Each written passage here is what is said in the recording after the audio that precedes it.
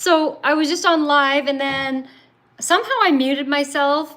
I don't know how that happened, but anyways, I decided to come back on and I couldn't figure out how to unmute myself. The normal things on here all looked fine. So anyways, here we are again. Welcome. My name is Paige. I'm a nurse. I've been a nurse for 32 years. I've worked in emergency rooms, trauma ICU. I flew with air ambulance, and I'm a patient advocate now. So I help people navigate the healthcare system. So tonight we're talking about accessing healthcare and the dreaded wait times. And there's just some kind of things that I want to explain to you guys, because there's a lot of things that are just that nobody explains. And so you go through the system like really confused and overwhelmed and not really knowing which end is up. And it's only because there's missed information. So anyways, I hope that the sound works. So they were typing. I hope that they come back on, the people that were on. But they were typing, we can't hear you, we can't hear you. And I couldn't figure out how to unmute myself. So I got a call come in during, so I think that's probably what happened. But anyways, hopefully they make their way back. And I'm just gonna watch for a second here to see if they came back. So anyway, sorry about that. I'm not really sure what happened. And if you're seeing this for the first time, ignore everything that I just said. So I just want to kind of start by saying this, something that people, I want to say it out loud. I think a lot of people think it, but they don't feel like they're allowed to say it. Getting good healthcare should not be this hard. It shouldn't be as hard as it is right now.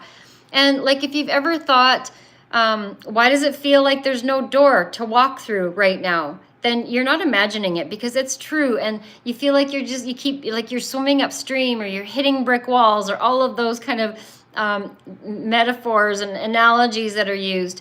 For many people, access to healthcare right now feels like standing in a hallway with doors, locked doors on either side of you, all down the hallway, and there's no signs that tell you which door to go in. There's no one tells you which door to open, when to open it, and it's just really, really overwhelming. Oh, Melbourne, you made it back. I have no idea what happened, but I did get a call that came in, and I couldn't see anywhere where to unmute myself. So no more talking to my locate. I know I must look like pretty cuckoo. Oh, that's funny. Thanks for letting me know anyway, but I could not figure out how to unmute it. Like, my mute button wasn't there. Hey, Finn, wasn't like X'd off, and I couldn't figure it out. So I'm like, well, instead of sitting there talking to myself, and then I wasn't sure because there's so many trolls on these lives, and so then I didn't know, like, oh, is somebody just messing with me or whatever. Oh my goodness, because I've had people string me along, like they'll say not with that, but like different things. I'll be, oh really, oh, I've got something on my face or whatever, and I'll believe them, and then I find out they're just trolling and just being jerks, basically. So now I'm like suspicious and whatever. But anyways, I'm glad that you guys made your way back here. That's awesome, and fingers crossed that I don't get any more calls in. I'm gonna have to I'll look and see how to unmute myself if I get a call during a live. Anyways, so if you're just joining on here, my name is Paige. I've been a nurse for 32 years. I've worked in emergency rooms, trauma ICU. That's where most of my nursing has been. I've also flown with air ambulance, and I've worked in addictions and mental health a little bit too. I took a 4-year sabbatical from my job at the hospital and went to like an inner city detox. Loved it. So I do have something on my face. Oh my goodness. That's great. Now I'm a patient advocate, so I help people navigate the healthcare system. And as we know, there are a lot of cracks in our system, lots that are easy to fall through. And so my hope and my heart is to hopefully help people from not falling through them. So I welcome your questions. I have some things that I'd like to talk about, but I don't need to. And if you have any comments or you want to share an experience, then I'm happy to dive into that, and we can kind of we can chat about whatever kind of comes up, whatever's on your heart. Put it in the comments. If I happen to miss it, then just let me know, because sometimes I go off on tangents and then I can miss some of the comments. So yeah. Anyways, I'm glad that you guys are here. So there's something else I was going to say about that. Oh, and if you're commenting about stuff that is totally not relevant to what we're talking about, I'll probably ignore it. If it's disrespectful, if it's rude and ignorant, I'll probably just block you, because I want this to be a safe space. I want to be somewhere like people come on here that are sick, that have chronic illnesses, that have stuff going on, scared, frustrated, like all of this stuff. And I want that to be respected. So that's really important to me. So I don't allow anyone to come in and co-host with me, at least not, I mean, maybe down the road I will bring people on or whatever, but that's so anyway. And then the other thing is that YouTube also has filters. So if I just see that a message was held, so sometimes if they think it's kind of query, not really allowed or whatever, then they will filter it and hold the comment. And so you can either just try rewording it or whatever. So anyways, let's see if I don't think there's any questions. So yeah, we're going to talk about accessing the healthcare system and wait times. And I just want to say that our healthcare system is a universal problem, where the systems in most countries where they're just overstretched, under-resourced, and people just simply are not getting the care that they need. So I kind of was talking about the hallway. That's what I was talking about. So you've got being in healthcare right now, navigating it's kind of like standing in a hallway with a bunch of locked doors on either side, and there's no signs to tell you what door to go in. There's no person there to tell you what door to open, or when to open a door, or what's going to be on the other side of it. Like, there's nobody to tell you anything. And what makes it especially distressing, is when you're sick and you're in pain, or you're scared, or you're caring for someone else. Your brain is just not at its best for problem solving. So that makes the whole thing worse, right? So when people say things to you like, oh, you just need to advocate more, or you just need to be persistent, like that advice, I mean, it's decent advice, but it's missing something really important. That advocacy, standing up for yourself, being assertive, learning how to communicate properly, knowing which door to open, which pathway to take, it takes energy, and it is tiring. And being sick and illness takes energy away as well. So you combine those things, and it can just be like, there's people that just feel exhausted thinking about booking a medical appointment, or calling a clinic, or waiting on hold. It's not laziness. It's not because they're lazy. It's just because it's just a reality, right? And a lot of people think access problems means there's no doctors or no appointments available. But the truth, it's a lot more complicated than that. Access to the system isn't just about availability, like what's available. It's about pathways. And most people don't know what the actual pathways are. Like, when you think about navigating a system, there are pathways. There's ways to get to different places. So then no one explains what those are, so they end up guessing, right? And then they're kind of running around like a chicken with their head cut off, not really knowing. So they'll go to an emergency room because they don't know where else to go. Or they wait too long for, say, a specialist referral or a test appointment. And they wait too long because they don't want to overreact, or they don't want to feel like they're being a pain in the butt, and they booked the wrong type of appointment because nobody explained the difference, and then they blame themselves when that doesn't work. So I just kind of wanted to slow this down. There's different doors in healthcare, and they're designed differently for different purposes, but nobody sits down with people to clearly explain it. So let me just take a quick drink here. 1 second. Thank you for the hearts and stuff and the likes, you guys. That's awesome. I really appreciate those. Okay, and if you know somebody that you think would like to be on this, just go ahead and share it down below and bring them into the conversation. So primary care, we'll start with primary care. That is meant for ongoing issues, prevention, monitoring, coordination. So your primary care physician, your family doctor, your general practitioner, your GP, whatever you want to call them. Urgent care is meant for things that can't wait, but aren't immediately life-threatening.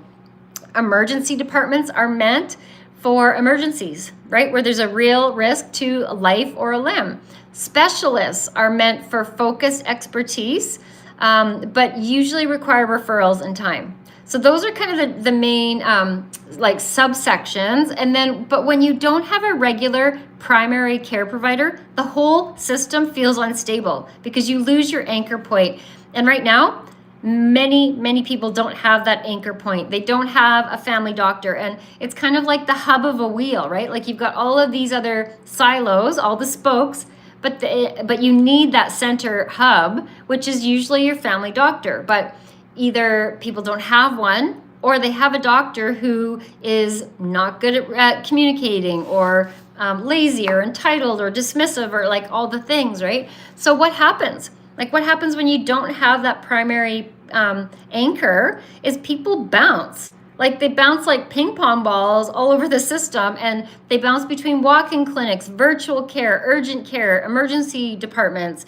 They're just trying to plug the holes, and each time they go and they bounce to a new part of the healthcare system, they have to start their story over again. And that repetition, it's not just annoying, it is destabilizing, and it increases the chance of missing details. It increases the chance of miscommunication. It increases the emotional toll and the stress factor.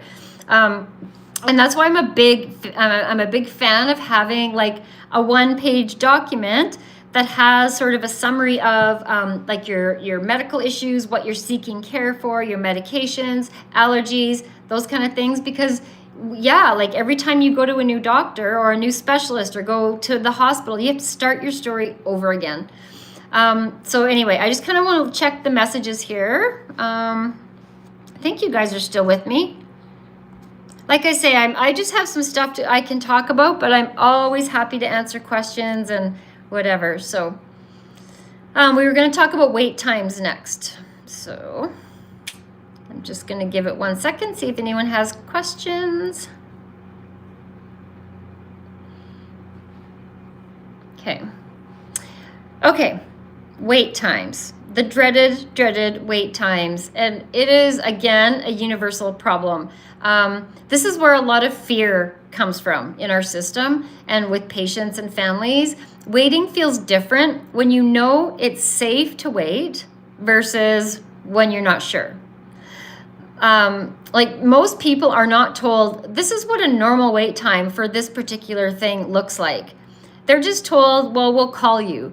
So excuse me, and that silence, it just creates anxiety. And so your mind fills with like worst case scenarios, and people call the clinics repeatedly. They're not just being demanding, but it's because they're uncertain, and that is hard to tolerate. And it's kind of like if you were getting your nose operated, or what's a good example?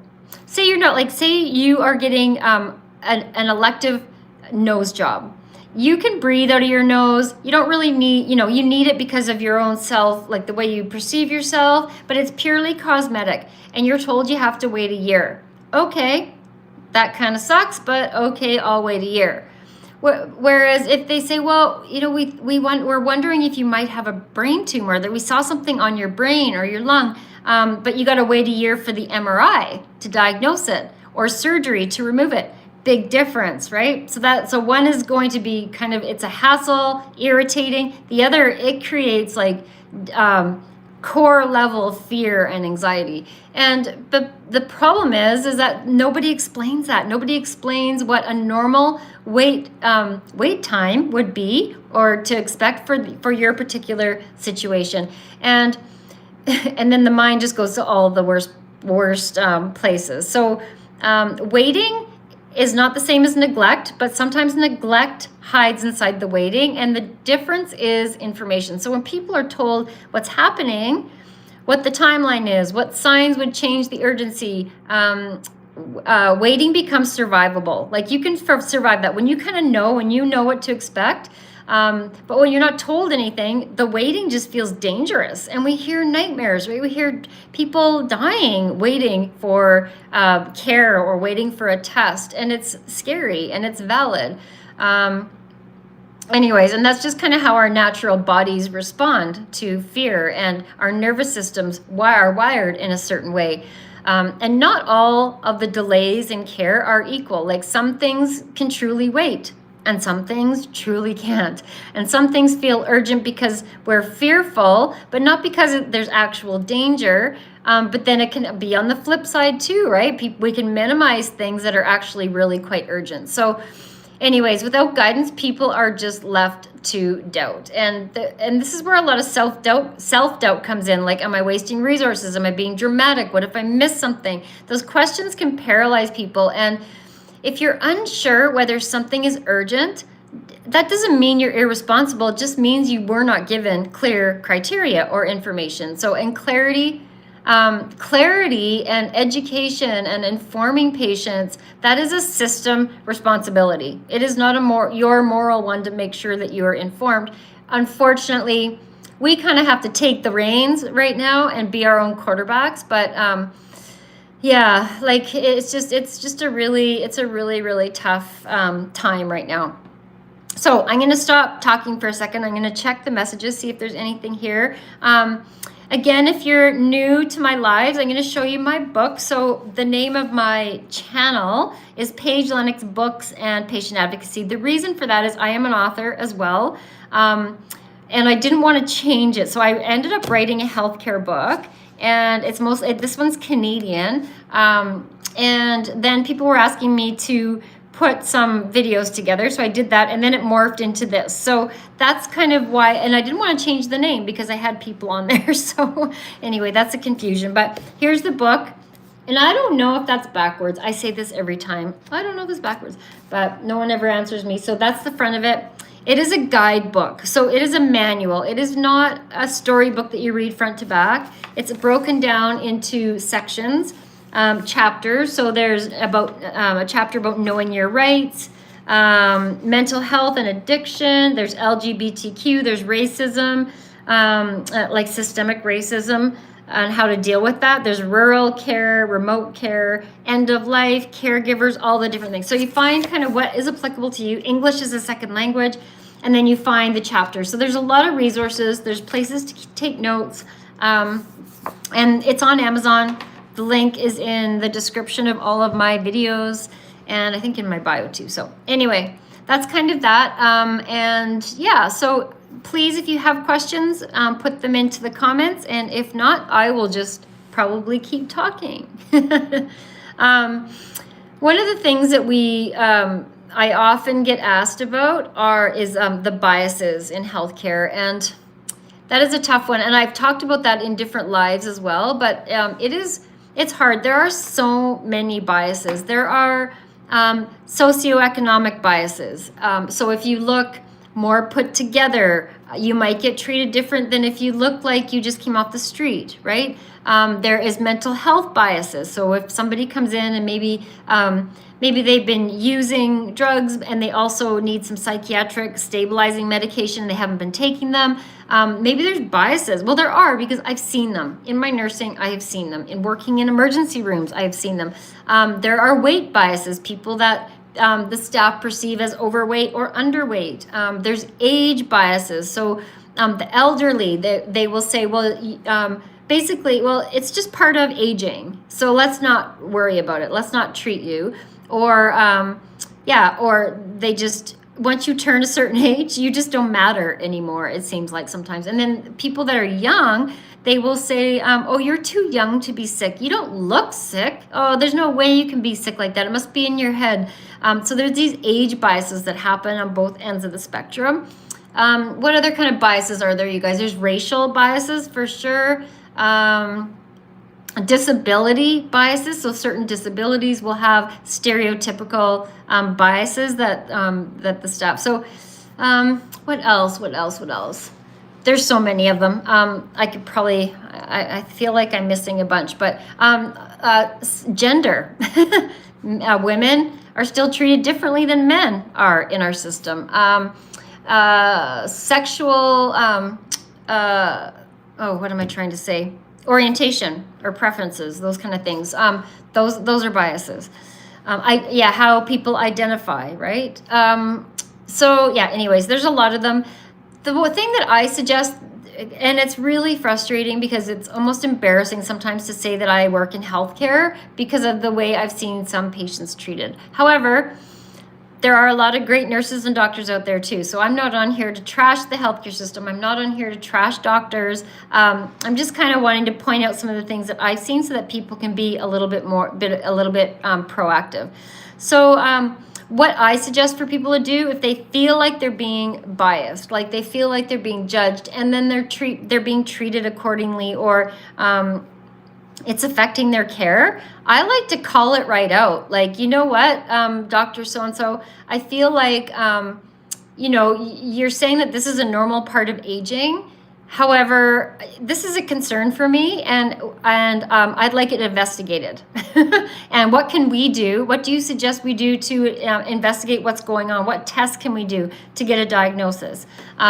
Same with if you are unhoused and you came off the street and you have, say, chest pain's not a good one. Abdominal pain. You've got pain in your belly, and maybe you haven't showered. You've been living on the streets. You come in and you are judged, and so then you are treated different, or you're made to wait, or whatever. Or maybe they say, oh, it's in their head. You just call it out. Like, I feel like I'm being judged because you might think that because I don't have a home and I'm living on the street that I shouldn't have abdominal pain, but this is concerning for me, and what can we do to investigate it? So I hope that makes sense. I don't really know. I don't know. We had a bunch of people on here, but I feel like when I muted myself, we lost the majority, and I can't actually see how many people are on here. So I'm just going to check the messages here, though. I feel like I'm doing a lot of talking, probably because I did a live for 30 minutes and then deleted it. Oh my gosh. Okay. I'm going to talk about another couple of things here. So once you're inside the healthcare system, how do you avoid getting lost? Like, it is overwhelming. It is complex, especially if you are someone that also has a complex illness or disorder, or a complex set of symptoms that you can't get diagnosed. It's complicated. I've been a nurse and I've been in the system for a long time, and I find it complicated. That's actually how I came to start my business for patient advocacy. Was my mom was sick, and my sister and I were looking after her, kind of taking turns. Well, she was living with my sister, but I would go when I could. And anyways, I was in the picture, and I'm a nurse, and I know what questions to ask and who to ask. And there were times where I felt like we couldn't get the right answers, or the good communication wasn't happening between the doctors or whatever. And then there was a lot of time when you're sitting with someone that's kind of end of life, or palliative. You have a lot of time to think, and I just started thinking, what do people do that don't have, like my sister? She's not in medicine, but she's very assertive and on top of it, and really good advocate. What do you do if you don't have someone like that, or a nurse or something in your family? How do people do this? Like, I just was thinking, what the heck? And so I started looking for advocate work instead of working in the hospital, and I couldn't find anything. So then a friend of mine who's an entrepreneur just said, well, why don't you start your own? So that's kind of how my company came to be. So anyway, a little bit of useless information there, but yeah, just a little bit more about me. Oh, another useless fact about me, I play the banjo and I play the stand-up bass. So there you go. 2 little things that only people on my lives will ever know about me, because I won't ever put that in a video, probably. Okay, so what do you do? How do you stop from falling through the cracks and getting lost? So once you finally get in the door of the healthcare system, a lot of people think that that's the hard part. But for a lot of people, that's actually where things start to feel even more confusing, because getting into the system and knowing how to move within the system are 2 very different things. So, and this is where people start saying things like, oh, I thought someone was following up with me, or I just assumed they would call me, or I didn't know I was supposed to do something now, or I didn't realize that was my responsibility. And slowly people start to feel lost, right? And I just want to say this really clear right from the beginning. Healthcare does not move forward automatically just because something has been ordered. Referrals don't move themselves. Results don't always get reviewed right away. Follow-ups don't always get scheduled without prompting. And most people are never told this. Most people are never told anything, really. But there's an unspoken expectation in healthcare that patients will somehow know how the system works without ever being taught. And that's just not reality. So people wait. They wait because they don't want to be annoying, or they assume that silence means everything's fine. Like, say you have a test done and you wait and wait and wait for the results, and you just assume that everything's fine, right? Well, not always. It's always good to follow up. They wait because they don't know what's normal. Like, what's a normal wait time for something like this? I don't know. Like, how do you know? So one of the biggest sources of confusion is referrals. People are told by their doctor, I'm referring you to a specialist, right? And they leave the appointment thinking that's the end of it. Like, the patient leaves, right? And you just think, oh, okay, I don't really have to do anything. But referrals are not a single action. They're a process. And a referral has to be written by the doctor. Then it has to be faxed. Then it has to be received by the other doctor. Then it has to be reviewed. Then it has to be triaged based on the level of urgency. And then maybe an appointment is scheduled. So at any one of those points, there can be a stall or a break, right? So unless someone tells you what to expect, like what the next step is, you're often left in limbo. And that can be unnerving. It can be really, so people like start wondering, like asking before whoever it is, if it's your family doctor that's saying, I'm going to send you to a specialist, ask when can I expect to hear, or can I get the name and the number of the specialist, and then I can follow up, or is there a wait list? Like, just start kind of asking some questions, because not knowing creates anxiety. And when we feel anxious, we often then start to avoid. Then it becomes too daunting to even dig into that, right? And then health issues get missed, illnesses get misdiagnosed.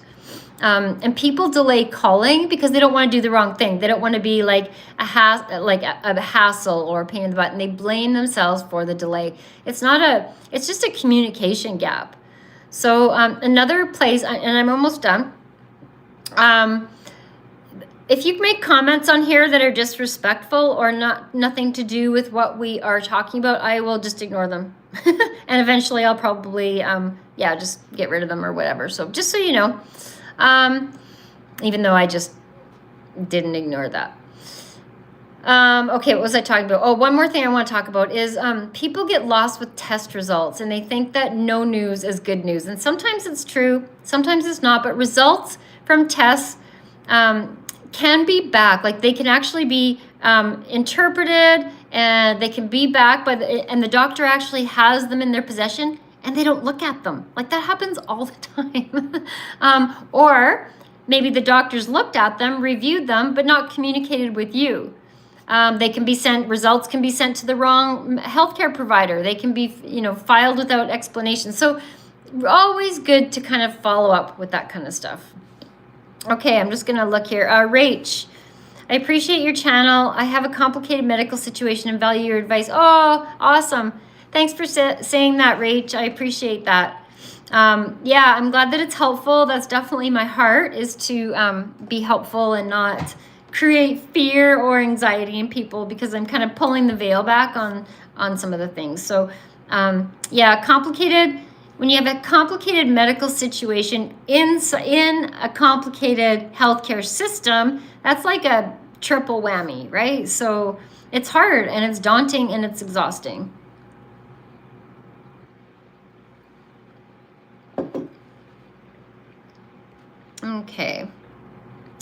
Okay, I'm going to stay on just for another 30 seconds, unless there's some other questions. This is my second live tonight. I did the first one, and then I somehow muted myself, and I couldn't figure out how to unmute myself, so I had to log off and come back in. Rach, I felt very unheard. There's a fine line of self-advocating and seeing problematic. Absolutely, and learning how to communicate with the doctors is like, presentation is everything. And I've learned that as an advocate, going with patients to appointments. And let me tell you, I have lost my crap a few times. Like, I've all the things that I talk about in my videos, I've blown it. Because especially if I see a doctor being disrespectful to a patient, or just being, just mean and condescending, or completely dismissing them, and it goes on and on. But I'm better now. But when I first started doing this, I would kind of lose it. So it's all about, it's really is about how you present things, and using I statements, like those communication tools, right? And it is a fine line. And because I have seen, this is more in the hospital though, like if family members or patients start asking too many questions, when really they're not being aggressive, they're not anything, they just simply want the best care for their loved one. So they start asking questions like, well, when's this going to happen? I've seen families banned from the hospital. I've seen security called on families because they're asking some questions and trying to advocate for their loved one.